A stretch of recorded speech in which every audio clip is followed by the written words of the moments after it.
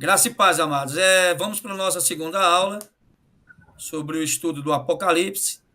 E eu gostaria de falar para vocês aqui uma breve definição do que significa a escatologia, tá? Escatologia significa doutrina das últimas coisas e, portanto, tem como escopo o estudo das profecias concernentes ao fim desta era e à volta de Cristo. O termo escatologia origina-se de duas palavras gregas, eschatos e logos.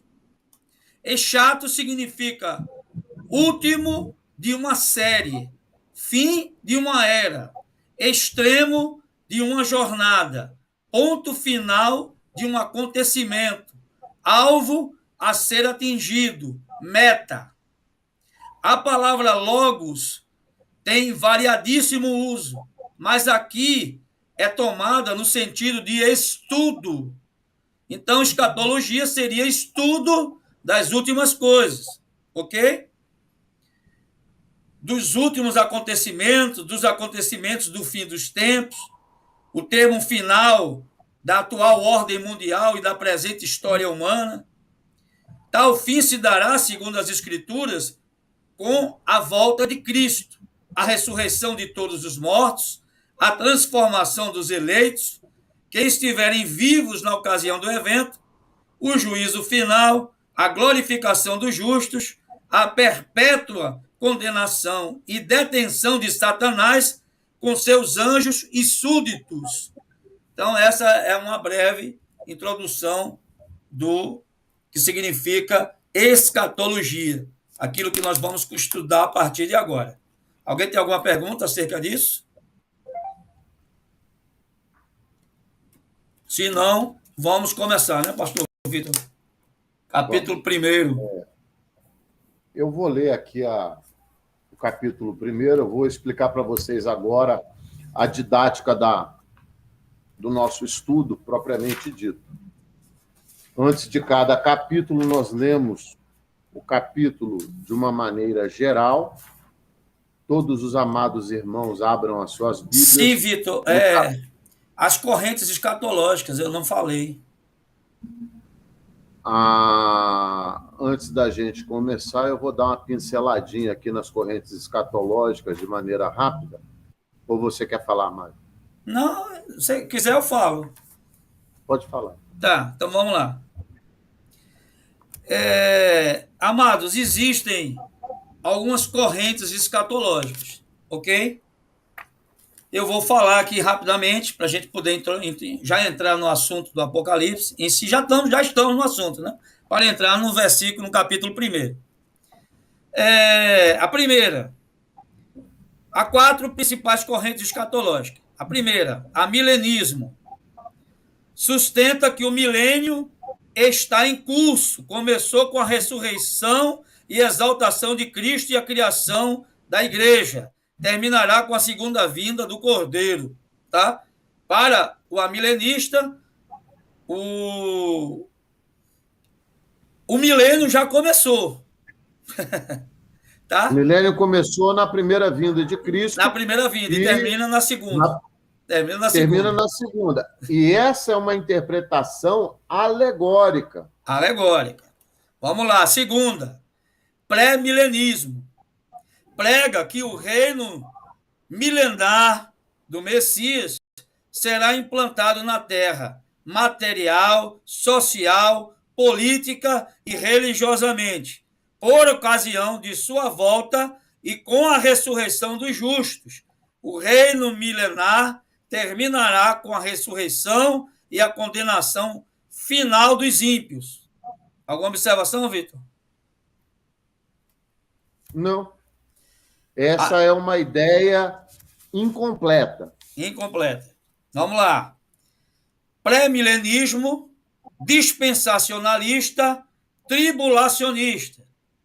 Ensina o arrebatamento secreto da igreja, a volta de Cristo em 2 tempos, 2 distintos povos de Deus, igreja e Israel, 2 reinos, 2 ou mais ressurreições, mais de um juízo, tribulação somente para Israel. Tá? Quarta, pós-milenismo. Divulga um crescimento numérico e espiritual da igreja até chegar ao ponto ideal preconizado por Deus, quando se implantará o reino milenar do Messias, cujo término se dará com a ressurreição geral, juízo final e reinado eterno de Cristo. A igreja, dizem os pós-milenistas, pela pregação do evangelho, promoverá a conversão das nações e a consequente paz milenária no mundo. Alguma observação, Aquino? Sim. Amados, olha só, vamos lá. Pré-milenismo dispensacionalista tribulacionista.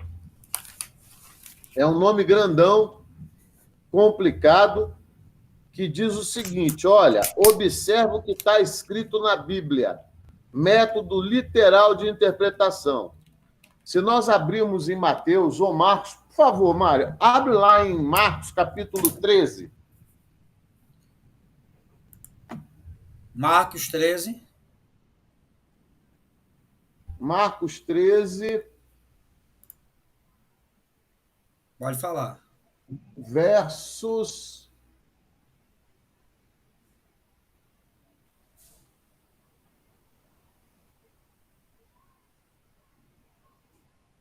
Vamos entender como é que funciona a interpretação bíblica.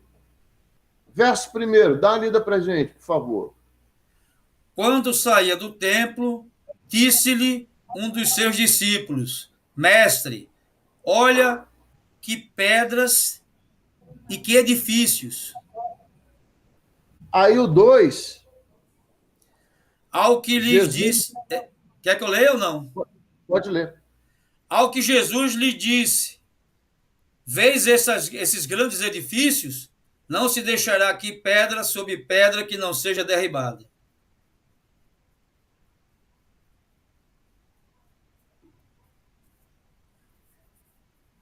Vitor? Travou? Travou a conexão do Vitor lá, Matos. Mas vamos continuar aqui. Enquanto ele retorna, para ele tomar o raciocínio dele.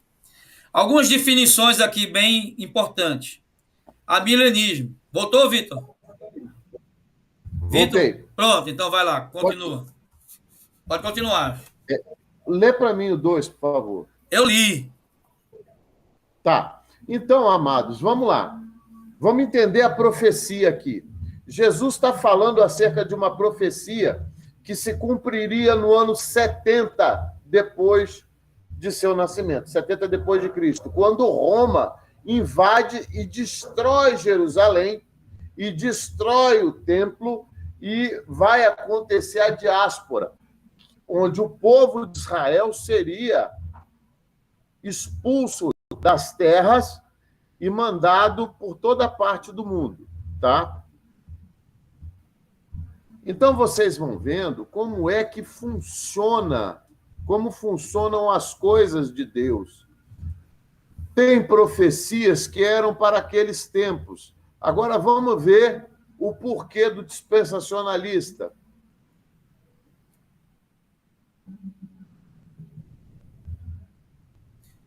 Ô, Vitor, tem aqui também as definições ideológicas, sintéticas, e tem as 5 correntes de interpretação, antes da gente iniciar o primeiro versículo.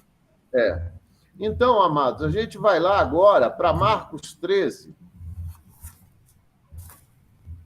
versículo 14 em diante.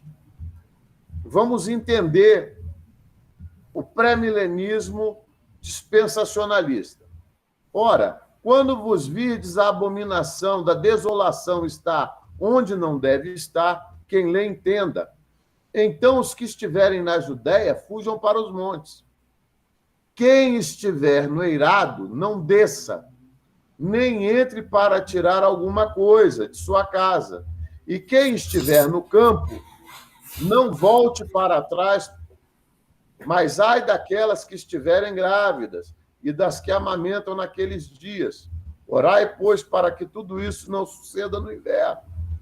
Porque naqueles dias haverá uma tribulação tal, qual nunca houve desde o princípio da criação, que Deus criou, até agora, nem jamais haverá. Se o Senhor, olha bem, meu povo, o que está escrito? É palavra, interpretação literal. Se o Senhor não abreviasse aqueles dias, ninguém se salvaria. Mas ele, por causa dos eleitos que escolheu, abreviou aqueles dias. Amados, em escatologia, de acordo com o profeta Daniel, nós estamos na semana de número 69. A semana de número 70 marca o período da grande tribulação. Esse período vai durar 7 anos. Essa semana vai durar 7 anos e será dividido em 2 períodos. Tá? Num primeiro período, Satanás, através do anticristo, seduzirá as nações e haverá paz em toda a terra. Uma falsa paz, né? A falsa paz. Então, nós teremos uma só moeda, um só governo, e a partir da segunda metade dessa semana de 7 anos, se iniciaria a grande tribulação. Ora, se Deus está abreviando aqueles dias, a igreja vai passar ou não por parte da grande tribulação? Vai.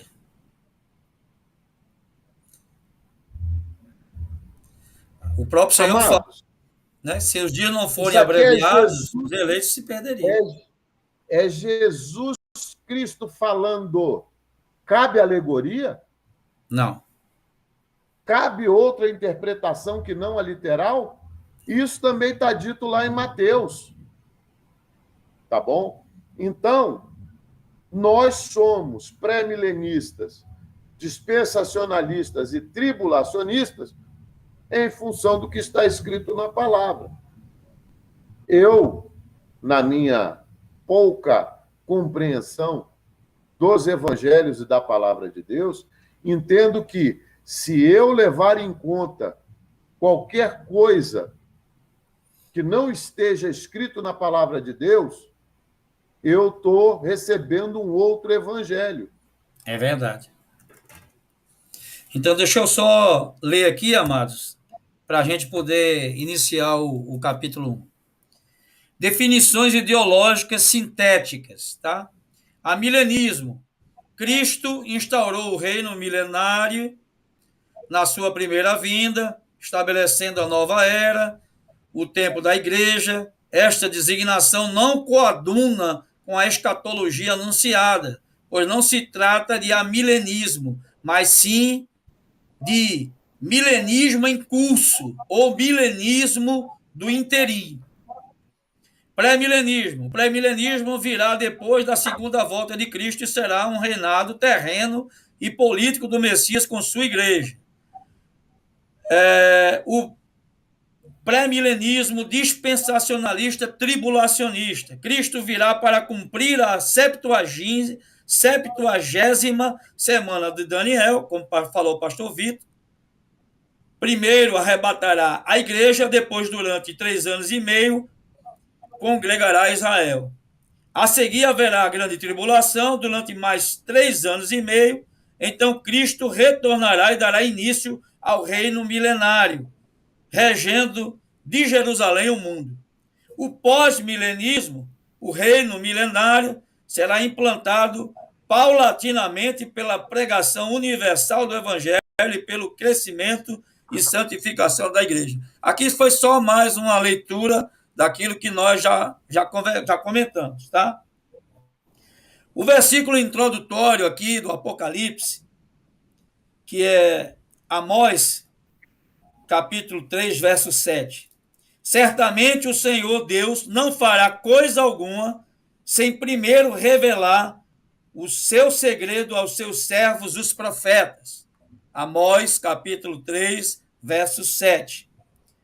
O autor do Apocalipse, que a maioria dos estudiosos e a própria tradição cristã aponta João, apóstolo João, como o autor, o filho de Zebedeu, como o autor do livro do Apocalipse, certo? A data aí entre 90 e 100 depois de Cristo, uma data possivelmente aceita aí 96 depois de Cristo, mas entre 90 e 100, tá? As correntes de interpretação são 5 correntes. A preterista, ela entende que o Apocalipse se refere a acontecimentos que ocorreram no passado, principalmente no período em que foi escrito no primeiro século. Não tem nada a ver. Apocalipse é o estudo das coisas que virão. Aqui ele está dizendo que as coisas que já aconteceram. Não tem nada a ver. A interpretação histórica entende que o Apocalipse descreve a história da igreja, do início até o fim dos tempos. Também não bate com o significado e a intenção, né, do Apocalipse. O poético entende que o livro seria a descrição poética, mística, do triunfo certo de Deus e o seu povo sobre o mal. A futurista entende que o Apocalipse seria principalmente a revelação do que acontecerá no futuro, no fim dos tempos, inclusive durante a chamada Grande Tribulação. E a eclética entende que a interpretação do Apocalipse deve ser flexível, abrangendo elementos de todas as correntes acima, sendo um livro que usa símbolos e descreve tanto o passado, quanto o presente, quanto o futuro. Agora, contigo aí, Vitor. Amados, vamos lá. Dúvidas até agora? Dúvidas? Alguma dúvida? Nossa posição teológica é a favor da corrente eclética, porque o livro do Apocalipse ele é pretérito, porque trata de coisas que já aconteceram, ele é histórico, porque essas coisas que aconteceram fazem parte da história da igreja e do povo de Deus. É poético, porque descreve situações que, com o conhecimento que João tinha acerca de tecnologia, não seria possível. Futurista, porque ela fala de coisas que ainda estão por vir, dado que Jesus Cristo ainda não arrebatou sua igreja. Tu tá aí, né, Mário? Tô aqui. Eu também tô, né? Então, nós não fomos arrebatados ainda. Então, a nossa posição é a posição eclética. Amados, o porquê saber isso? Isso é importante para que a gente não fique pensando de forma diversa do que a palavra de Deus fala. Existem algumas correntes escatológicas, por exemplo, que tratam da carta às 7 igrejas da Ásia como se fossem cartas a épocas distintas da igreja, e não é. E já vi muita ministração sobre isso. Não é só isso, tá bom? Nós vamos ver aqui durante o estudo. Nós vamos passar agora por uma ambientação do local e da sociedade onde se passou o episódio da entrega do livro de Apocalipse a João, tá bom? Tem muita gente que acha que a ilha de Patmos é algo assim que faz parte da alegoria bíblica. Não, queridos, a ilha de Patmos existe até hoje. O pastor Mário vai colocar aí as fotos da ilha de Patmos para que os irmãos vejam como é a ilha de Patmos hoje.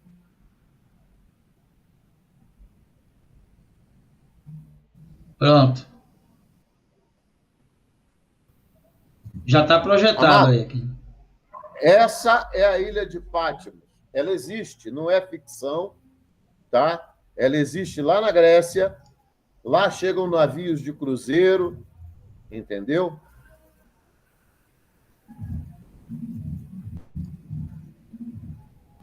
Então,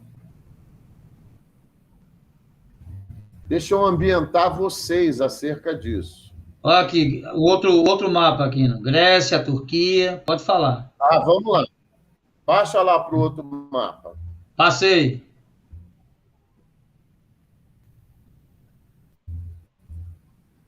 Não, eu aqui ainda não vi. Não, mas já passei, é porque não chegou aí. Tá. Então vamos lá. Deixa eu falar um pouco sobre a ilha de Patmos.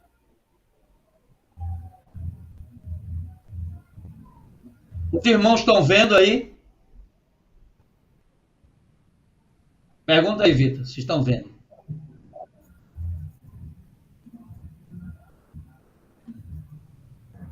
Com a forma de uma Amém. lua crescente. Estamos vendo. Estão vendo, né? Então, tá. Obrigado, Berg. Obrigado, Berg. Como a forma de uma lua crescente, a ilha de Patmos dista cerca de 65 quilômetros a oeste da cidade costeira de Mileto. Está lá em Atos 20, 15 e 17, 2 Timóteo 4:20. Com seu ponto natural voltado para o leste, era um refúgio seguro para os navios durante as tempestades. Mário, deixa para mim na segunda imagem, por favor. Tá, já está aqui. Estava também estrategicamente localizado ao longo das linhas comerciais marítimas.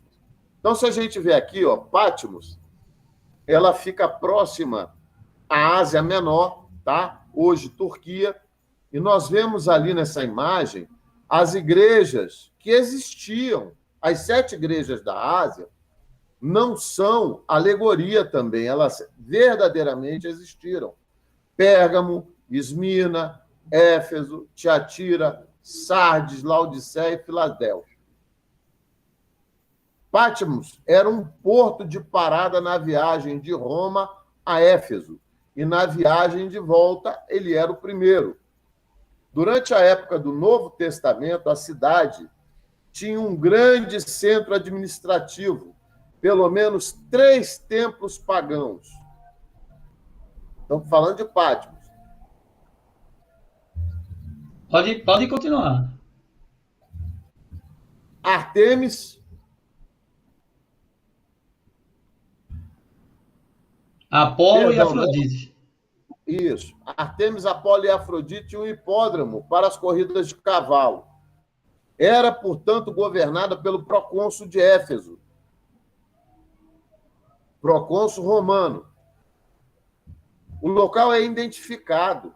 João foi banido para a ilha de Patmos, uma colônia penal romana, onde exilavam prisioneiros políticos. Ali, esses prisioneiros perdiam todos os seus direitos civis e toda a possessão de material. Os prisioneiros eram obrigados a trabalhar nas minas daquela ilha, vestindo-se de trapos. A ilha fica no Mar Egeu e tinha 32 quilômetros quadrados.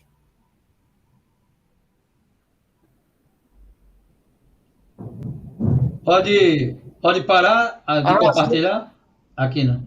Ou continua ainda? Não, deixa aí. A razão do exílio é declarada. João é preso na ilha de Patmos por causa da palavra de Deus e do testemunho de Jesus Cristo. Tá? Então, amado, pode tirar, Mário. Então, amados, essa é a ilha de Patmos. Ela existe, as 7 igrejas também existiram. Inclusive, existem ruínas dessas igrejas até o dia de hoje. Tá? Então, agora nós vamos passar para o capítulo 1 de Apocalipse.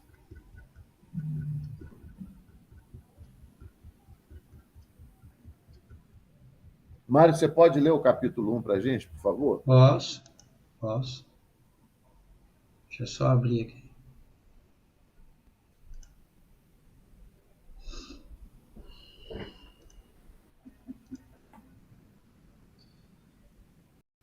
Revelação de Jesus Cristo, que Deus lhe deu para mostrar aos seus servos as coisas que brevemente devem acontecer. E, enviando-as pelo seu anjo, as notificou a seu servo João, o qual testificou da palavra de Deus e do testemunho de Jesus Cristo, de tudo quanto viu. Bem-aventurado aquele que lê e bem-aventurados os que ouvem as palavras desta profecia e guardam as coisas que nela estão escritas, porque o tempo está próximo.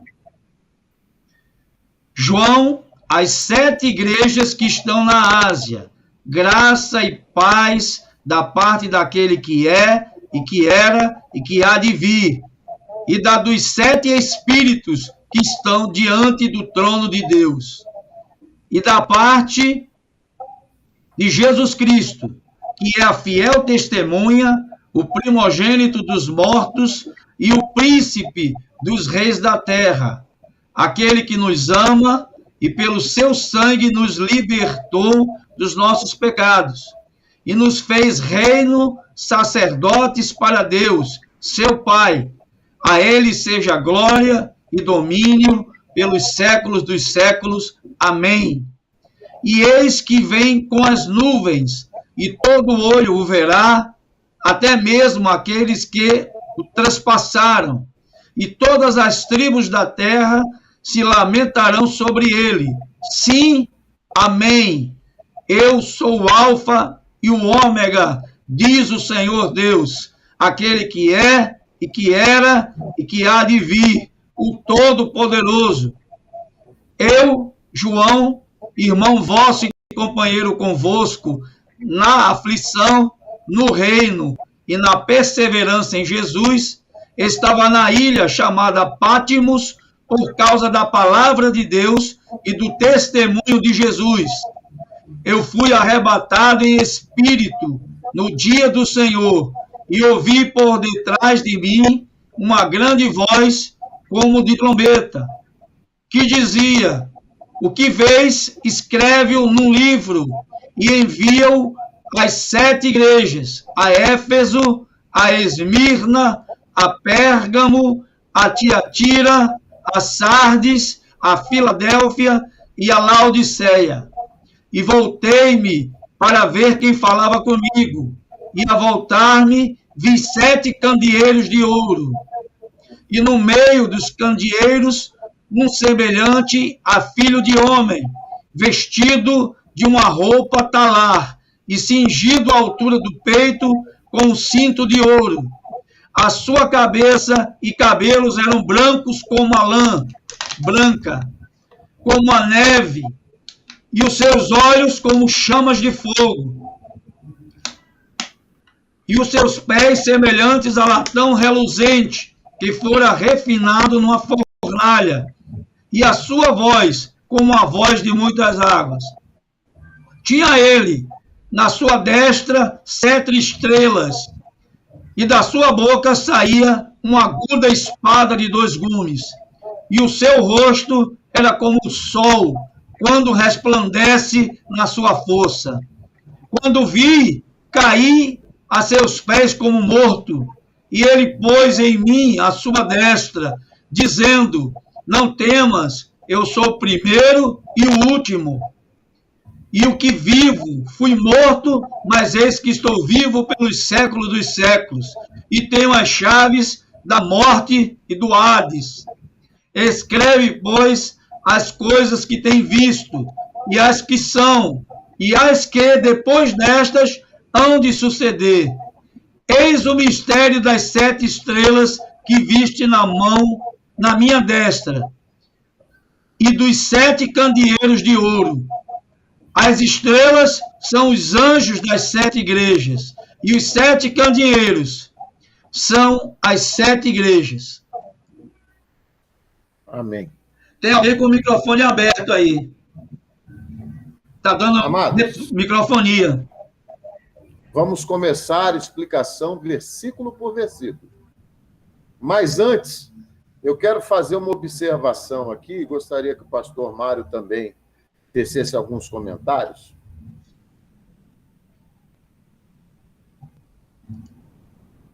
Jesus Cristo, o nosso Senhor Jesus, ele se esvaziou da sua glória, algo que nós chamamos de kenosis, para vir ao mundo na forma do servo sofredor.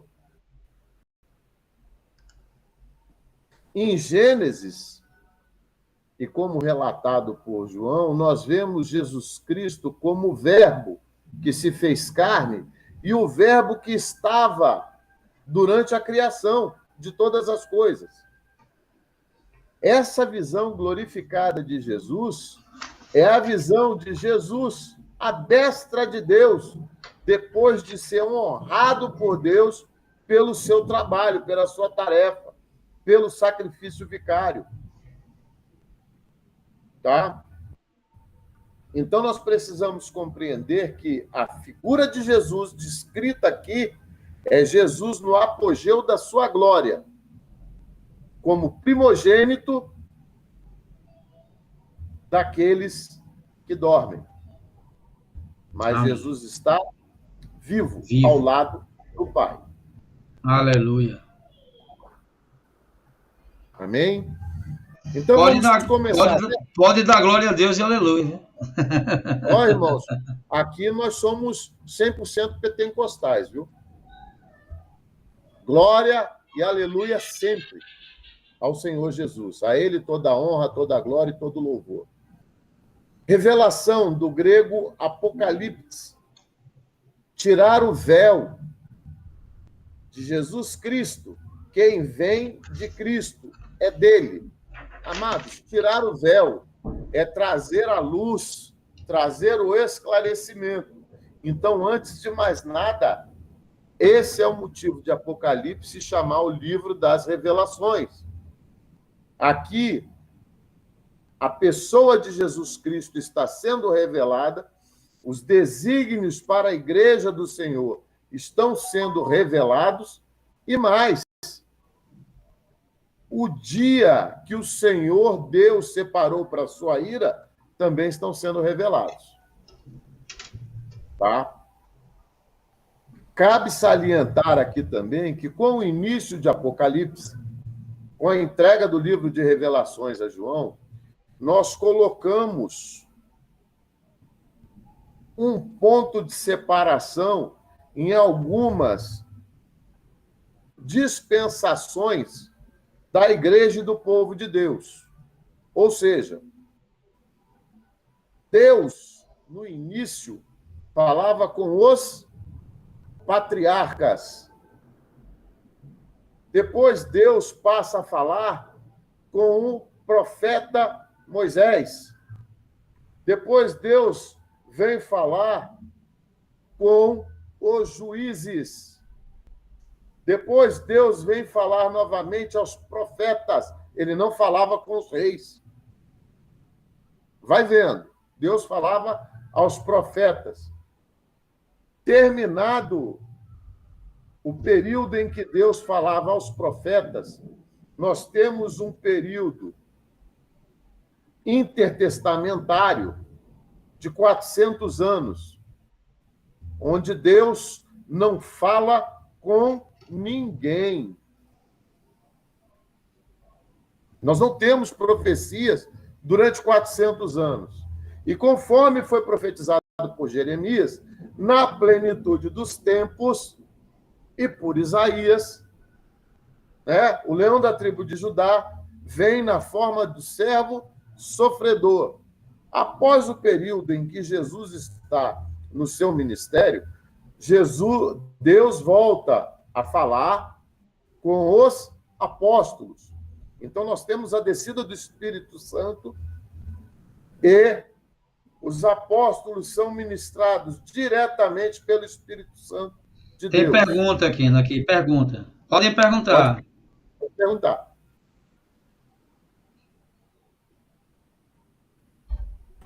Professor, o senhor falou aí que Moisés, ele também se intitula como profeta? Sim, Sim. Moisés é profeta. Mas também se intitula, Sim, Moisés é profeta. ele se encaixaria no maior, nos profetas maiores ou nos menores? Nem nos profetas maiores, nem nos profetas menores. O trabalho de Moisés é trazer o Pentateuco para o povo de Deus. O que é o Pentateuco? Livro de Gênesis, Êxodo, Levítico, Número e Deuteronômio, que foi terminado por Josué. Porque existiram profetas, existiram juízes, existiram reis, certo? Moisés não foi rei, nem foi um juiz, embora ele julgava também, né?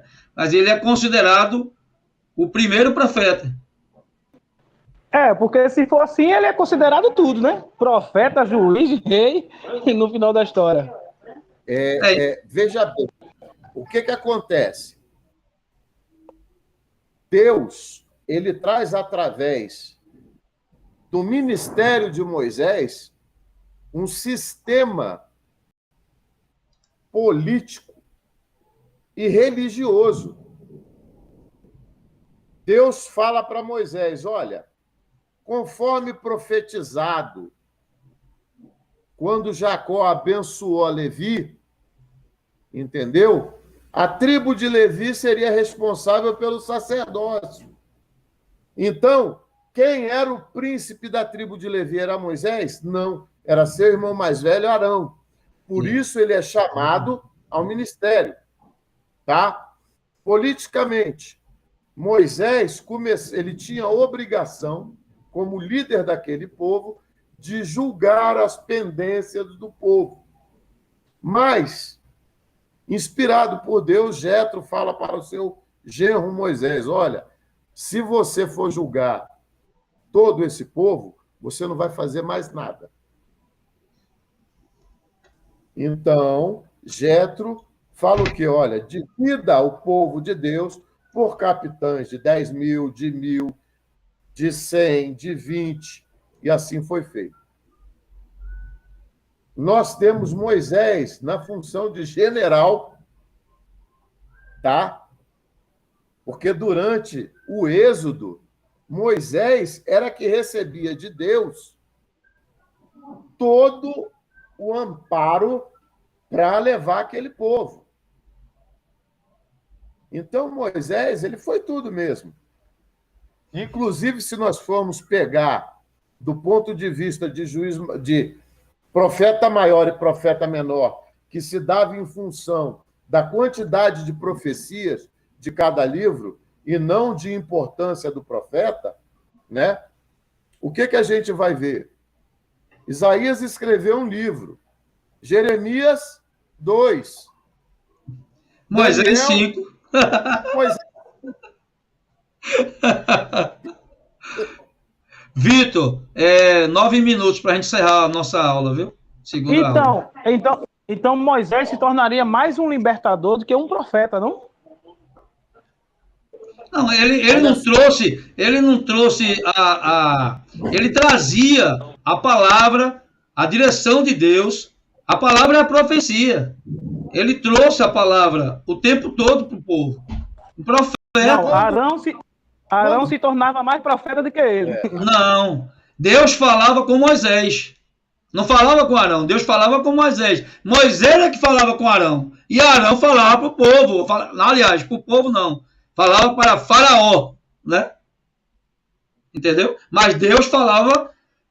Deus disse assim para Moisés: tu me serás como profeta, certo? Aliás, ele diz assim: tu serás como Deus e Arão será como profeta. Eu falarei contigo, tu falarás com Arão e Arão falará por ti. Quando ele deu a desculpa de que era gago e que não podia falar. Entendeu, Fernando? Então ele foi profeta, realmente. Quando Deus chama ele lá no monte, ele chama para libertador, né? Ele quero libertar o meu povo. Sim. Ele teve a função de, como o Vitor estava falando, ele teve a função de general, de libertador, ele teve a função de juiz, entendeu? Mas ele foi um profeta. Samuel não era profeta, mas Samuel julgava também o povo. Samuel era um profeta, mas ele julgava. Ele tinha a função de juiz. Entendeu? Então, embora ele tendo a função de libertador, de general, de juiz, ele é considerado profeta. Pelo próprio Deus ele foi considerado profeta. O pastor Vitor caiu.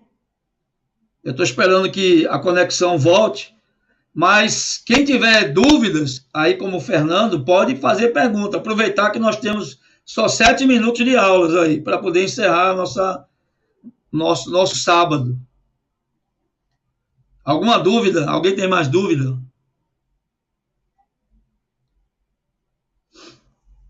E aí, Fernando, satisfez a sua pergunta? Não, tranquilo. Agora voltou para a mesma coisa, né? Então Moisés foi tudo no final da história. Ele exerceu. Veja só, a gente pode ser várias coisas, mas Deus nos chamou para uma específica. Vou dar um exemplo para você. É, isso aí. Vou dar um exemplo para você. Tô chegando onde eu queria. Quando eu comecei no ministério, diziam que eu era evangelista. Certo? E realmente Deus me usou como evangelista. Eu ministrei em várias Assembleias de Deus, Batista, Casa da Bênção, Deus é Amor, Igreja Católica, onde você imaginar. Certo? Me usou para pregar em praça pública e etc. Depois, Deus começou a me usar no ensino da palavra. Ele me usa no ensino quando Ele quer, Ele me usa como evangelista quando Ele quer, Ele me usa como pastor para aconselhar, cuidar, pastorear, amar, abraçar, ajudar, enfim. Mas eu fui chamado para quê? Eu exerci várias funções no corpo de Cristo e exerço várias funções. Mas para uma coisa eu fui chamado. Então Moisés exerceu várias funções, mas ele foi chamado para ser profeta. Libertador. Profeta é profeta, meu irmão. Não tem profeta sem ser libertador. Eu também fui assim, pastor. A gente foi começando na igreja e no final da história a gente chegou, pela necessidade da igreja, a gente começou a fazer tudo. Então eu já limpei a igreja, já participei, já fui da tesouraria, já fui tudo. Mas existe um chamado específico para isso, né? Então, qual é a sua chamada? A sua chamada é ser um pregador? Então você é um servo. Não, você é servo. Todos nós somos servos. Todos são servos. Mas a chamada específica sua é ser um pregador. Então você é um pregador.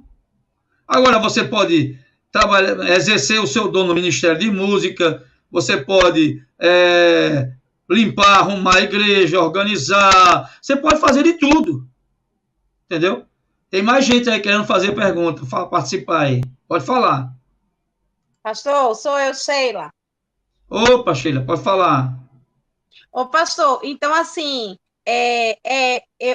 como é que nome o próprio Deus daria para Moisés? Que nome? Ele deu Moisés. Não. Aquele que saiu das águas. O pastor, libertador ou profeta? É assim que Deus chamaria ele, profeta, por tudo que ele exerceu. Vê só. Até a Patrícia colocou um comentário aqui, que Arão era o porta-voz de Moisés. Uhum. Quando Deus chamou Moisés, chamou ele com um propósito específico: libertar o povo dele da escravidão do Egito. Certo? Jesus também veio para nos libertar dos nossos pecados. Tá? Vamos fazer esse paralelo. Jesus veio para libertar e nos libertar dos nossos pecados. Da mesma forma que Moisés foi chamado para libertar o povo de Israel. Pronto. Começa por aqui. Mas Jesus era o quê? Jesus era Deus. Mas Jesus também foi libertador, foi salvador, foi redentor, pastor, entre tantos outros.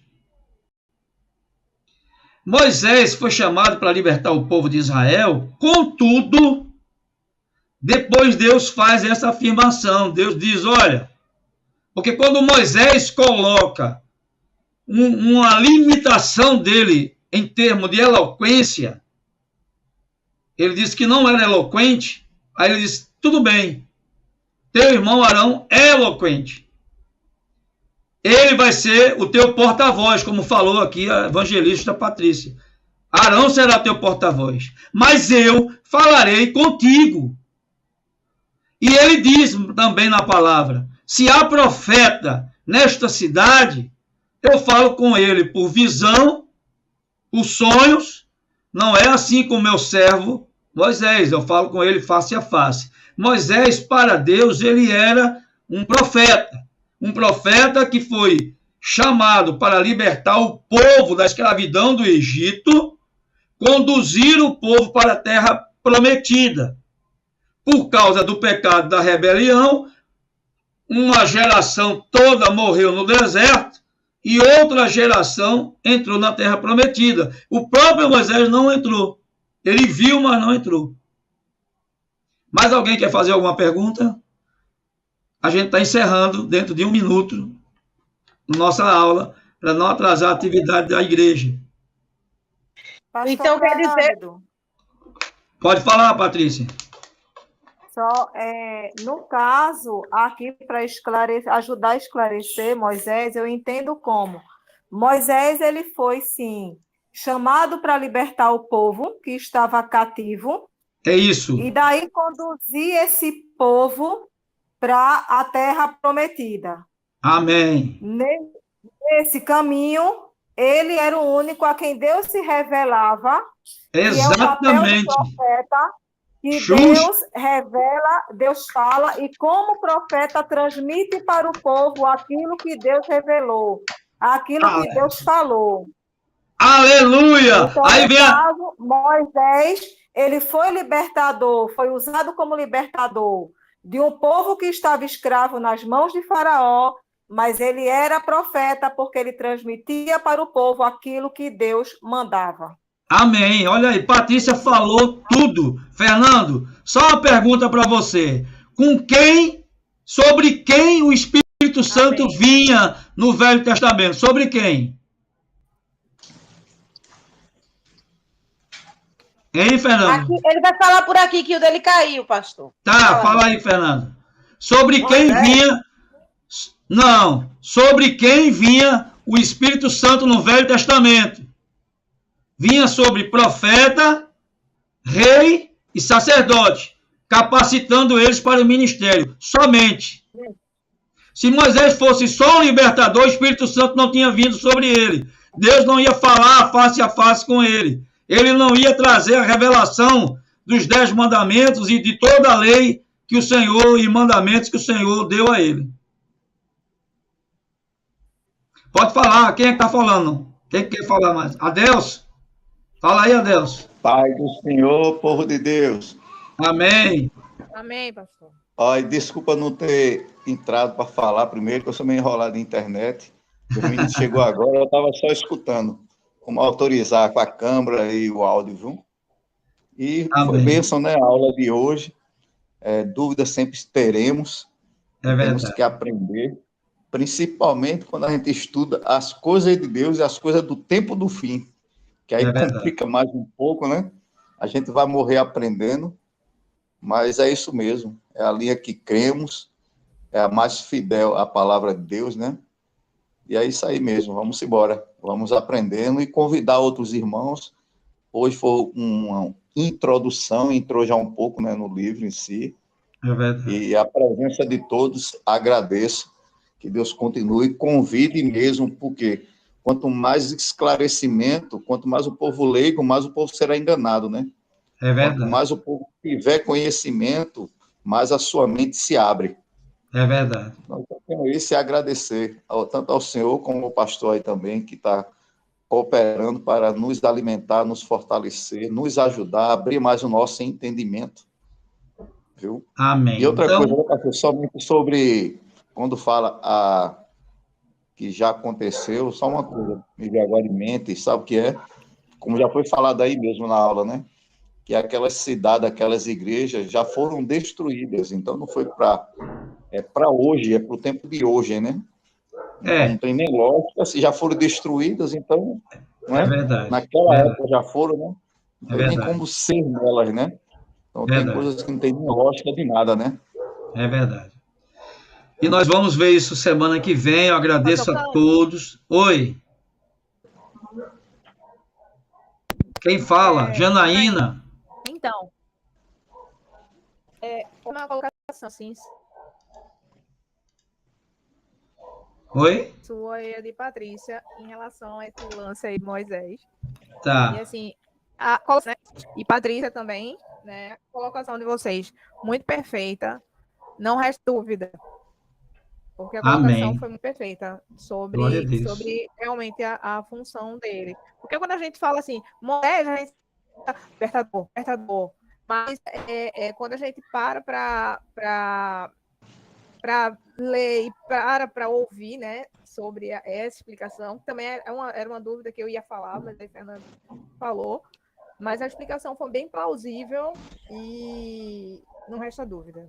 Glória a Deus, obrigado. A Patrícia, a evangelista Patrícia, deu um show de bola. Ela vai dar aula nesse curso aqui com a gente. Eu vou conversar com ela. Arrasou.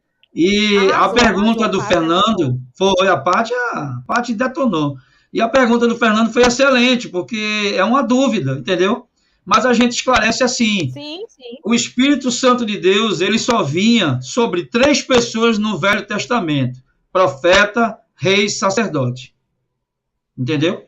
Então Moisés só pode ter sido uma dessas 3 pessoas: o profeta, o rei, o sacerdote. Rei ele não foi, porque o primeiro rei de Israel, certo? Foi quem? Saul. Vamos lá, Saul. Então Saul foi o primeiro rei. Então rei ele não foi. Sacerdote. Ele profetizou, né? Que ele entrou como rei e ele também profetizou no começo do ministério dele, né? Isso, exatamente, ele profetizou.